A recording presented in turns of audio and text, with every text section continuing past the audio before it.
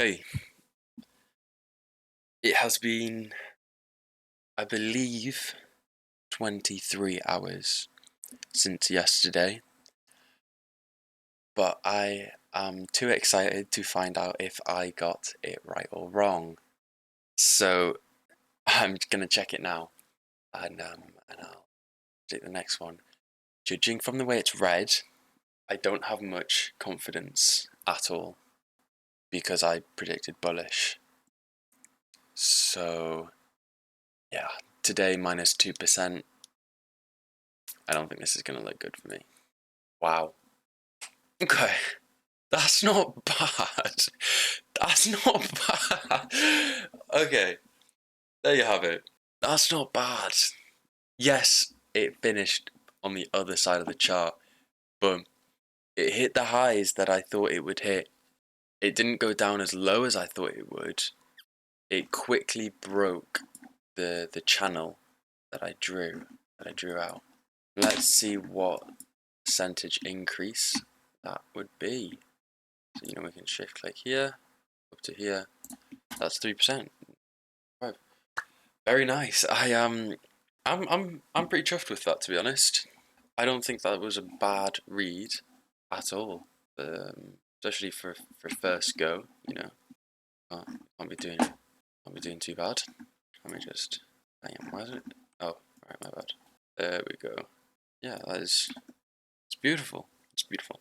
But it's a new day, which means it is a new 24 hours that I get to read. And this time round, I am trying to be better with the recording because last time I edited the recording and I had to edit out so many ums and ahs and paused moments, contradictions, that kind of thing. This time round, I'm going to pause the video a lot more, kind of think about it, and then elaborate. Hopefully I can cut down these videos to 5 minutes without many pauses in between. So I will wipe away all these drawings, draw in my new 24-hour box, and get back to you. Okay, so this is the next 24 hours that I am going to attempt to read. And I just thought I probably shouldn't have deleted all of that information and boxes I'd drawn up because I'm sure some of them could have been very helpful. But I believe I've already got a pretty good prediction for what's happening. In the moment, you can see the price is looking pretty bearish. However, we are still in a bullish channel. I will pretty much draw the same thing I had out yesterday, of course with some anomalies.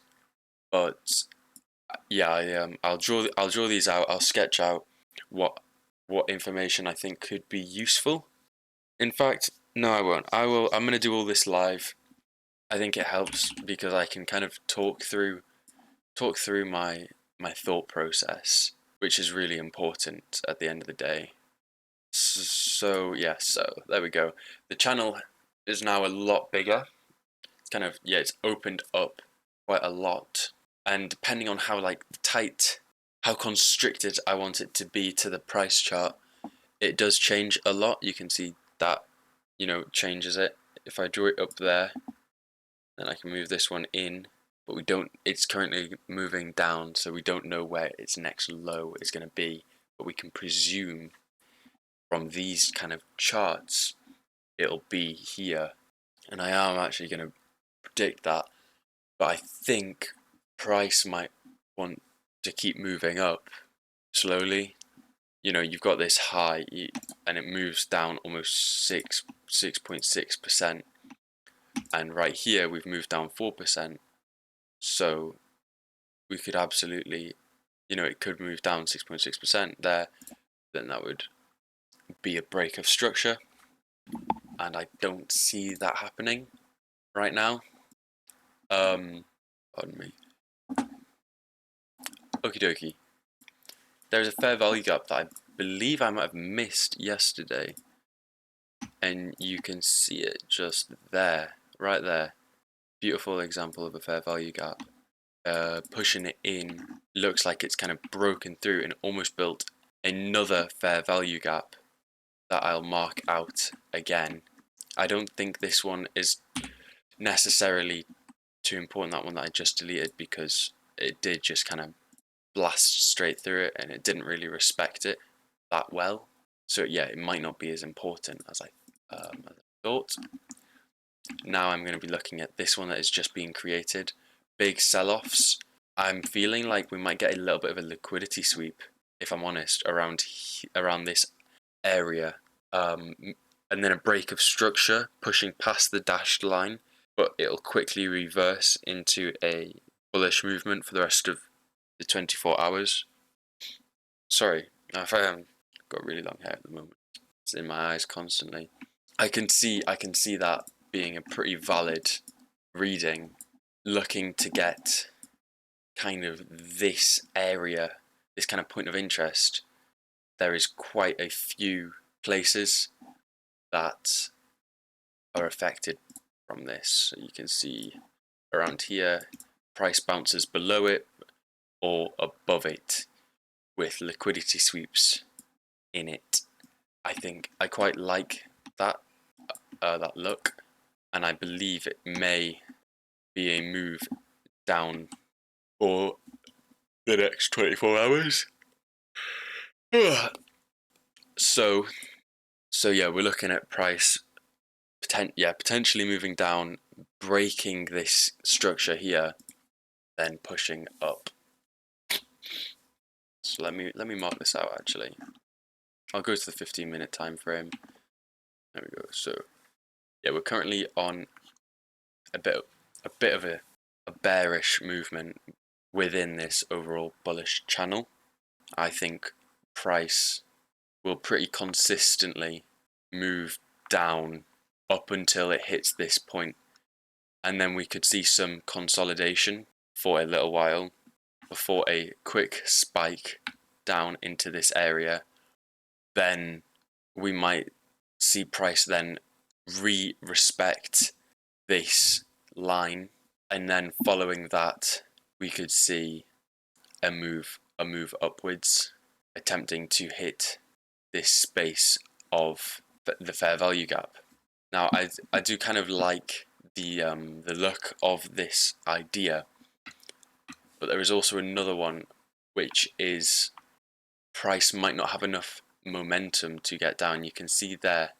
Actually, I was going to say price sellers really stepped in strong at that moment, and if price was increasing, I might have thought that it might make a touch point into this fair value gap and then use that momentum to plummet down into here, or it might have even done a 1, a 2, a 3 bounce down to this area, once again visiting here to collect a lot of stop orders that would be placed around here. Following that liquidity sweep, it would then make its push up there. And I know this is a pretty quick reading, but I'm really seeing the orange one happening, to be honest. We're in such a bearish movement. You could definitely get away with placing an order like that. In fact, placing an order, don't know why I did that, like that could be an absolutely valid position to take, and because of how price is moving, and I think that's an extremely good bet, to be honest.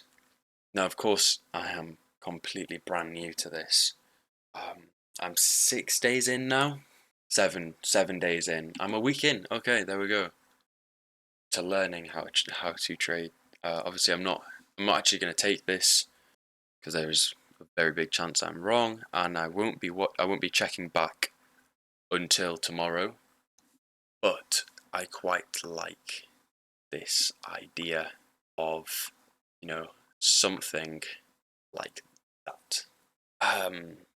So yeah, that was a quick reading, if I'm honest. I'm gonna quickly scale out, see if there's anything I should be noticing. Of course, that's a that's a steep price movement right there. It's a very high up, very low down, and then a very high up again, which has happened, but happens less as we are like squeezing the price out of the end of this funnel.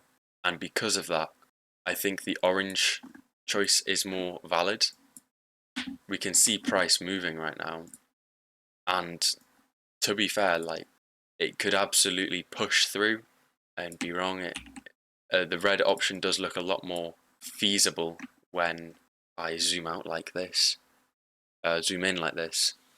Red seems very feasible now, as does orange, if I'm honest.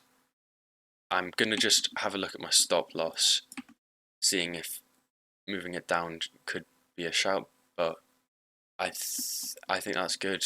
If it doesn't hit, it doesn't hit, and if it stops out, then it was a pretty high risk to reward anyway. But yeah, thanks for checking in. Hopefully it definitely was shorter, but hopefully it was better structured, easier to understand what my thought process is. Bearing in mind I have no idea what's going on in the grand scheme of things. Now this is actually something that I've just noticed. I'm going to touch on this. Price action can completely change from news, but it doesn't necessarily cause a reversal or a complete change. Price usually fluctuates quickly and then carries on its normal trajectory. So I'm not going to be too worried about it. However, as I keep saying, and sounds like I'm using it as an excuse at this point, I'm just learning. So yeah, it'll be interesting. Excited. But yeah, thanks for watching. Peace.